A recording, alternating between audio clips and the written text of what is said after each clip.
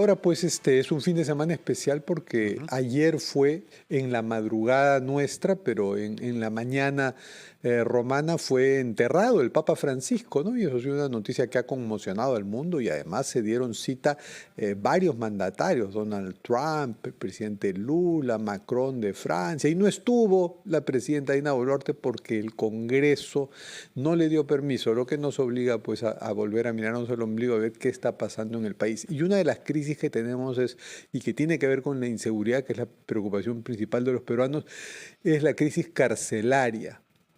Todos esos delincuentes que queremos atrapar, ¿a dónde deben ir? Deben ir a las cárceles, pero las cárceles están hacinadas. Y no precisamente están hacinadas con los delincuentes más peligrosos, sino con otro tipo de procesados, algunos ni siquiera sentenciados. Y de todo este aspecto de la crisis carcelaria vamos a hablar con nuestro primer invitado, que ha sido jefe del INPE, el Instituto Nacional Penitenciario, que está adscrito al Ministerio de Justicia y es quien maneja y administra las cárceles. Entonces, gracias por acompañarnos, señor Leonardo Caparrós. Gracias, Fernando, por la invitación. Leonardo, cuéntenos, por favor, un aspecto que es importante en este tema de la crisis carcelaria. Hace como 5 años hubo una sentencia del Tribunal Constitucional en el que se le conminaba al Estado, esto implica al Ministerio de Justicia, que es el ente a quien está adscrito el INPE, a que construya nuevas cárceles, a que desasine las actuales. Y si no lo cumplía, quienes dirigen el Ministerio de Justicia estarían bajo responsabilidad penal. ¿Puede explicarnos este tema y qué es lo que sabe respecto al Ministerio de Justicia, cómo está respondiendo a esta crisis? Claro. Esto fue una sentencia del 2014, que en realidad estuvo dirigida por una afectación personal. Fue una sentencia de un caso particular, de un interno que se quejaba por una afectación en los derechos humanos. Y la sentencia, bueno, recoge los problemas que hay en ese momento en el sistema penitenciario y entre ellos resalta el tema del hacinamiento, que podría ser parte del producto de esta afectación. Esta sentencia por sí sola no crea nada. En el 2020, en un plenario del Tribunal Constitucional, recogen esta sentencia y determinan que esto es un problema además reiterativo en otras sentencias que ellos tenían y dicen hay que arreglar el problema del hacinamiento. Y le dan 5 años al Ejecutivo para arreglarlo, para tomar alguna iniciativa e indica que de no hacerlo, 5 de los penales más, o sea, los 6 penales más hacinados del país, lo dice en ese momento, habla de Castro Castro, habla de Callao, habla de Moyobamba. Lurigancho. Lurigancho no lo menciona. No lo menciona porque el criterio que usa el tribunal es porcentaje de hacinamiento. Y por el tamaño del Lurigancho, su porcentaje es menor. O sea, hay porcentajes de 300, 400, 500% de hacinamiento, como Callao y Moyobamba. Lurigancho tiene capacidad para 3.200. Cuando estás en 9.000 estás en 250%. Entonces sale del radar de los 6 más hacinados, ¿no? Por el tamaño, ¿no? No sé ahora si entraría dentro de estos 6, pero dice, estos 6 que hoy día estoy marcando, o los 6 que en su momento, cuando se cumpla el plazo de 2025, estén en esa situación, deben cerrar. Cerrar en el sentido de que no deben recibir más internos, ¿no? Y eso es lo que estamos enfrentando, obviamente bajo responsabilidad de las autoridades. Ahora, señor Caparrós, desde el sí. 2020 hasta ahora, muy buenos días, le saluda Carlos González de Trujillo. Buenos días, desde Carlos. el 2020 hasta ahora, ¿cuánto se ha avanzado tras la decisión del Tribunal Constitucional? ¿O realmente ha habido la intención de cumplir esta sentencia? Mira, yo creo que ha sido una intención, si es que lo hubo en algún momento, algo tímida, ¿no? 2 de los penales de los que se mencionaba, se han trabajado algo, uno es Abancay y el otro es Moyobamba, pero en realidad no se ha solucionado nada con los penales realmente relevantes y que ofrecen mayor peligrosidad tanto para las personas que están en ese lugar como para la sociedad, que son Callao, Castro Castro. Bueno, y sin duda Lurigancho también merece una atención, aun cuando no entrara por un tema matemático, no por un tema porcentual en este... Bueno, a última hora el Ministerio de Justicia ha anunciado, ya consciente de que podría tener responsabilidad penal, empezando por el ministro Eduardo Arana, han anunciado pues algunas medidas. Dicen que tienen un endeudamiento, no es parte del presupuesto de la República, un endeudamiento por 3.000 millones de soles para construir penales, para ampliar otros, pero eso claro es a mediano plazo, siendo generosos. Bastante generosos, ¿no? De hecho, este anuncio, no sé si con la misma fuente de financiamiento, se hizo en octubre del año pasado. En octubre, noviembre del año pasado se anunció 3.000 millones de soles para inversión en penales, pero sin ningún plan, sin ningún cronograma, solo se anunció la cifra. Y hasta la fecha no sabemos tampoco ningún plan, ni ningún cronograma que nos diga en cuánto tiempo vamos a tener. ¿Y hay un eso día comprometido, en ¿no? concreto en que se cumple la sentencia? O tengo entendido que es en mayo, ¿no? Sí, Que es se en cumple el mayo. plazo. Sí, no recuerdo que haya una fecha exacta, pero en todo caso en mayo tiene que ser tiene que el Ejecutivo, bueno, obviamente ya cumplir o demostrar el cumplimiento es imposible, pero yo entendería que al menos tendría que presentar una propuesta concreta al tribunal para que sea evaluada y si cabe, ampliar el plazo que le ha otorgado, ¿no? Ahora, decir que hay 3.000 millones, como se maneja la inversión pública en el Perú, en realidad no es decir mucho, ¿no? O sea, más de una vez hemos escuchado anuncios de ese tipo, que o no se ejecutan en nada o se ejecutan de manera parcial o en plazos demasiado largos. O sea, mira, para que realmente 3.000 millones se ejecuten, yo calculo que deberías tener hasta el fin de la construcción de 3 a 4 años, por lo menos, no siendo generosos. Solamente entre expedientes técnicos, licitación, te puedes llevar un año, un poco más, ¿no? Y ya de ahí empezar construcción. Yo he dicho varias veces que esto lo que requiere es una medida tan extraordinaria como el problema que estamos enfrentando, ¿no? Y eso podría ser el esquema que se usó para los Panamericanos, donde tuvimos una construcción de una infraestructura importante, complicada, porque no era fácil, una infraestructura deportiva, en un año o poco más. El famoso G2G, gobierno-gobierno. Yo creo que esa es la única manera. Una manera de garantizar no solamente que toda la plata se invierta, sino que se invierta rápido, de manera eficiente y oportunamente. Nosotros deberíamos tener 5.000 plazas en el próximo año, año y medio, ¿no? Y si rápidamente evaluamos las causas para a partir de ahí conocer un diagnóstico más claro, más preciso e iniciar un cambio, ¿no? Al menos en los penales de nuestro país. ¿Cómo usted podría identificar los factores estructurales o factores políticos que han impedido que en estos tiempos, en estos años, se avance de manera significativa en la construcción de nuevos penales?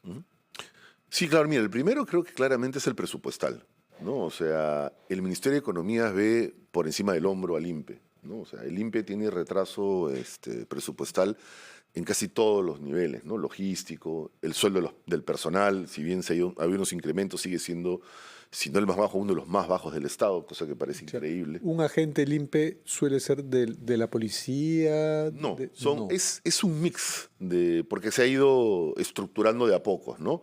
Son civiles, en principio, todos son civiles, no hay ningún policía, y no sé...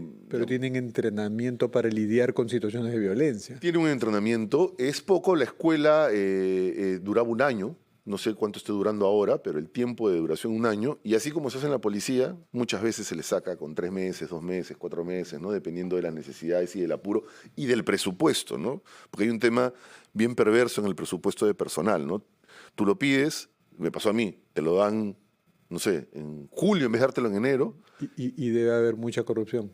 Y además, Lo que explica el mucho caso, intento de corrupción, ¿no? el caso del preso del reo es de Lurigancho, ¿no? De Lurigancho, ajá. John Kennedy es un hombre que contribuyó al desacinamiento fugándose. Sí, se podría decir. Esperemos que no tengamos más contribuciones de ese tipo, ¿no? Bueno, el hacinamiento y la falta de presupuesto es un tema medular. Todo este tema es estructural en tema de uso de tecnología, ¿no? Lamentablemente, por lo mismo que tú dices, que es la corrupción, siempre ha habido saboteo a los intentos de diversas gestiones de poder, digamos, llevar al INPE a otro nivel en temas de tecnología. Asuntos como registro penitenciario, el uso de cámara, el uso de tecnología para la seguridad, el control de puertas a base de equipos de alta tecnología, siempre ha fracasado, se ha disminuido porque la corrupción ha ido poco a poco, ¿no? Haciendo resistencia pasiva o simplemente saboteando directamente muchos de estos equipos, ¿no? Y no ha habido capacidad, no ha habido recursos para poder enfrentar esto de una manera más importante, porque el INPE, digamos, como manejo logístico y de tecnología, creo que ahí sí debe ser el último en la cola del Estado, ¿no? Señor Caparrós, por favor, le pido que nos espere unos segundos. Nos vamos a ir a una pausa. Vamos a escuchar a nuestros anunciantes y luego vamos a retomar este importante diálogo. Mañana estamos en diálogo con el señor Leonardo Caparrós, ex jefe del INPE, conversando sobre la situación de los penales en nuestro país. Señor Caparrós, la fuga de presos en los penales es un problema que tiene que ver con la corrupción estrictamente o tiene que ver también con la falta de un sistema de control más eficiente? Le pregunto esto porque no sirve de mucho construir penales si los filtros de control son débiles. Siempre que se realizan en operativos en las prisiones del país, encuentran drogas, encuentran cuchillos, encuentran celulares. Entonces, algo está fallando. Mira, yo creo que es un mix de ambas cosas, ¿no? Por un lado, el hacinamiento, vamos a poner rápidamente el ejemplo del Lurigancho o del Callao. O sea, ¿tú qué haces con un penal de 10.000 personas, con capacidad para 3.000 y con 60 agentes penitenciarios a cargo? ¿No? O un penal para 500 personas, que es el Callao, con 3.000 adentro, ¿no? Y con 40 personas para el cuidado interno. Entonces, claramente el hacinamiento, la falta de personal, la falta de logística, aun cuando por un momento imagináramos que no existe la corrupción, yo creo que igual estaríamos vulnerables a la posibilidad de fugas. Ahí hay un problema de todas maneras. Pero definitivamente hay corrupción y sí tenemos un problema grave por eso, pero lo que tú dices es cierto. Hablamos de los bloqueadores, hablamos de las fugas, hablamos de un montón de cosas, pero el punto inicial es por qué un arma entra al penal, por qué la droga entra al penal, por qué los celulares entran al penal. Entonces, yo creo que una manera de paliar, no de desvirtuar la corrupción o de eliminarla, pero sí de paliar el problema, es que tengamos controles cruzados. Y un control cruzado sería que la puerta no esté a cargo del INPE. Las puertas de los penales deberían estar, podría ser como institución del Estado, pero es más complicado. Yo optaría por privatizarlas, ¿no? Por convocar empresas privadas para que se encarguen de las puertas de los penales. Entonces, de tal manera que tengamos un control cruzado. O sea, el agente penitenciario sigue entrando y saliendo, y ahí está pues un tercero que garantiza que esta entrada no sea pues, con celulares, con drogas, con armas y todo eso. Y de alguna manera también el agente penitenciario pues, le da una mirada al de la puerta. O sea, damos un poco de balance, pero si la misma institución maneja todo, es lamentablemente demasiado vulnerable, ¿no? Entonces ya usted está dando algunas propuestas de solución, ¿no? El sistema de gobierno, que es el más eficaz que se ha aprobado en los últimos años para construir nuevos penales o para ampliar otros, el control cruzado con las puertas. Pero hay algo que va más allá del Ministerio de Justicia y que tiene que ver con una cultura que criminaliza, penaliza y manda muchas cosas a la cárcel, muchos delitos a la cárcel que podrían estar fuera y así deshacinar. Mucha gente cree o quisiera creer que la cárcel está llena de extorsionadores, de sicarios, que son los más peligrosos en la calle, que es mejor que estén adentro, encerrados. Incluso algunos piensan sufriendo en Chayapalca, en las alturas. Pero hay mucha gente que está presa porque son padres que no cumplieron con pagar a sus hijos, porque manejaron borracho, o hablábamos en la pausa, delincuentes de cuello y corbata, gente que en la calle no son peligrosos y que sus delitos podrían ser pagados y procesados de otra manera y así deshacinar para tener espacio para que estén los peligrosos, ¿no? ¿Cómo afrontar ese tema?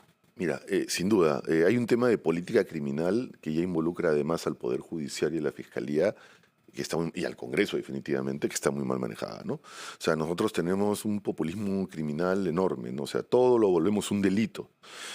Cuando el Estado, el Ejecutivo, fracasa como ente de regulación administrativa, ¿no? Llámalo pues, en temas de telecomunicaciones, en temas de minería, en temas ambientales, o sea, no tenemos la capacidad de hacer un enforcement de esas normas, parece que lo único que se nos ocurre es volverlo un delito, ¿no?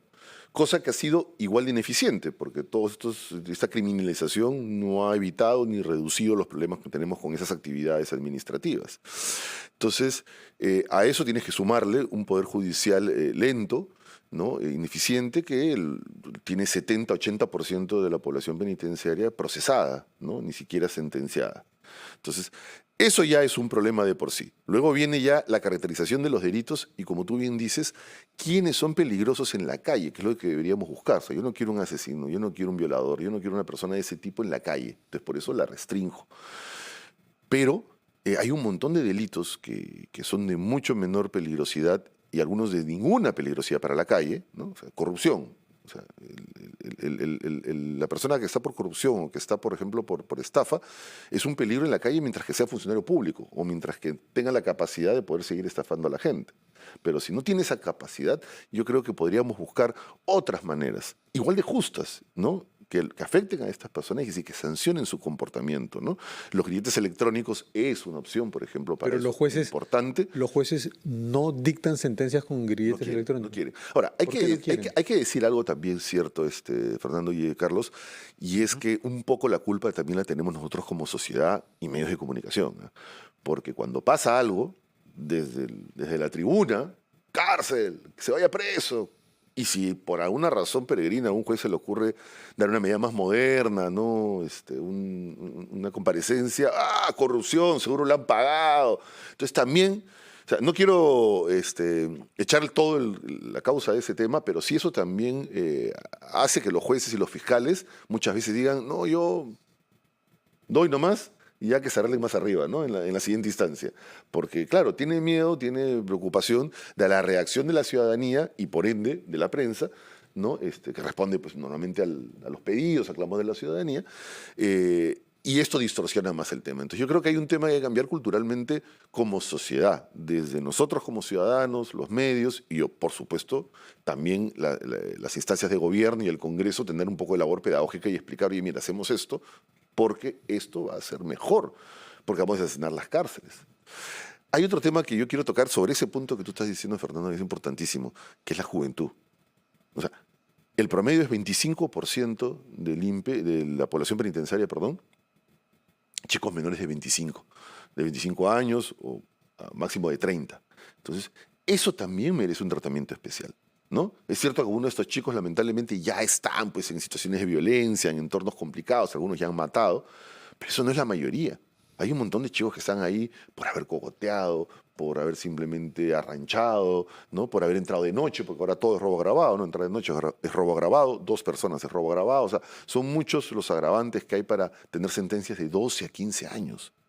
Entonces, tenemos que, digamos, medir bien a estos muchachos, ¿no? Porque 25% estás hablando de 25.000 personas, ¿no? Para ver qué oportunidades podemos darles y tener cárceles realmente que a esos grupos, que yo entiendo que sí tienen que ir presos porque han hecho una afectación al patrimonio, a veces con violencia, pero dar otra oportunidad para que salgan diferentes. Porque simplemente, si vamos a dar por perdida esa juventud así al 100%, nos estamos complicando la vida en los siguientes 10 años bastante, ¿no? Entonces creo que tenemos que apostar por esa juventud en lo que es tratamiento. Inclusive los pequeños centros penitenciarios para menores de edad también necesitan urgente una reformulación. Porque Los centros estamos juveniles de abandonando, diagnóstico ¿no? y rehabilitación, ¿verdad? ¿Perdón? Los centros, se refiere usted a los centros juveniles de diagnóstico y rehabilitación. Correcto, correcto. Donde son internados los menores de edad. Sí, que dicho sea de paso, y es una situación que se agrava, señor Caparrós, porque, por ejemplo, acá en Trujillo ya tenemos 2025 250 menores de edad que han sido intervenidos y retenidos por la policía por estar involucrados en la comisión de delitos. Claro. Y en lugar de mejorar estos centros, que mira, ahorita deben tener 3.000 personas, o sea, es un lindo laboratorio para comenzar a hacer las cosas bien, porque, claro, tú dices el INPE, reformar 69 penales, 5.000 trabajadores, 100.000 internos, pero estos centros todavía son pequeños, manejan 2.000, 3.000 personas, hay 4 o 5 locales, y es ahí donde, si queremos también mirar el largo plazo, tenemos que poner bastantes balas, ¿no? Para trabajar con estos muchachos. La solución no puede ser que ahora hay un pedazo, un ala en Piedras Gordas 2, donde ahí ponen a los menores de edad más peligrosos, ¿no? O sea, esa no es una solución, pues. Eso simplemente es como barrer debajo de la alfombra, ¿no? Y tengo una curiosidad, no solo de periodista, sino de sociólogo que soy. El INPE tendría que ser un laboratorio también para conocer las tendencias que forman a los criminales, ¿no? Los tenemos ahí encerrados, podemos hacer estudios, encuestas, informes, recabar sus testimonios y tener un buen diagnóstico de cuáles son los lugares comunes detrás de los delitos que más nos preocupan. Sin embargo, no estoy familiarizado con esas cifras ni con estudios que estén muy bien difundidos. Probablemente los hay, pero no están bien difundidos como para saber eso, que sería clave para atacar integralmente y con un enfoque preventivo el crimen, ¿no? Usted que ha sido director del INPE, ¿se hacen esos estudios? No. ¿Merecerían más difusión? No, no nos hacen estudios de ese tipo, ¿no? Qué O sea, pena. hay algunos intentos, algunas personas en el INPE preocupadas también del tema, porque hay que decirlo, no se puede generalizar a todo el personal del INPE, ¿no? O sea, hay de todo, hay gente que lamentablemente ha caído en corrupción, pero hay gente también que anda continuamente tratando de presentar alternativas. Pero la investigación también cuesta, pues, ¿no? Y en un sistema penitenciario donde no tienes ni para la comida, no tienes ni para... Pero ahí ¿no? se busca pues financiamiento con universidades, Sí, eso, ONGs. ahí más bien el INPE ha sido más cerrado por el tema de la seguridad, siempre ha ganado un poco la rigidez de la seguridad, porque más bien cuando algunas instituciones quieren investigar o quieren colaborar, a veces es complicado, ¿no?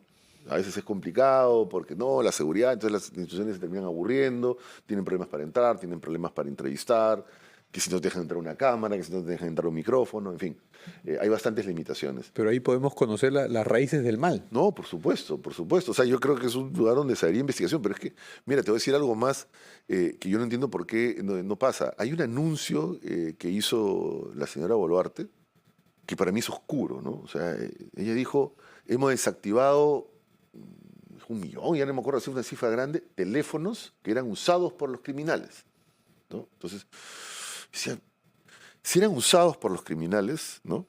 ¿Por qué en realidad no los intervenías?